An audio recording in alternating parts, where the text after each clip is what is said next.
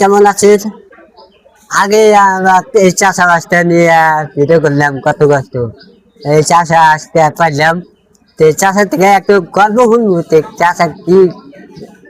আচ্ছা, আসসালামু আলাইকুম। ওয়ালাইকুম আসসালাম। আছেন চাষা, ভালো আছেন? হ্যাঁ, আলহামদুলিল্লাহ ভালো আছি। ভালো আছেন। জি। আচ্ছা, এই যে আগে সরকার ভালো না পরেকার সরকার ভালো আছে? এখন তো আল্লাহ দিলি এই সরকারি ভালো দেখতেছি, তরু তরকারি শাক সবজি আবি যাবির দাম কম। আল্লাহ দিলি তাতে তো দেখা যায় এই সরকারি ভালো ইনশাল্লাহ।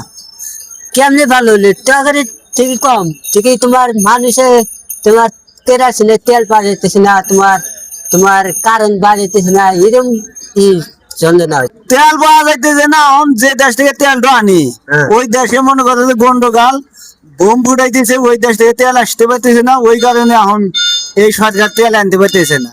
আচ্ছা, ওরা বাদ দিলাম, ওই সরকারি তেল না এলো ঠিকই, এই তোমার কারেন্ট কেন আসে না এরকম? কারেন্ট আসে না, ওই তেলের মাধ্যমে কারেন্ট চলে।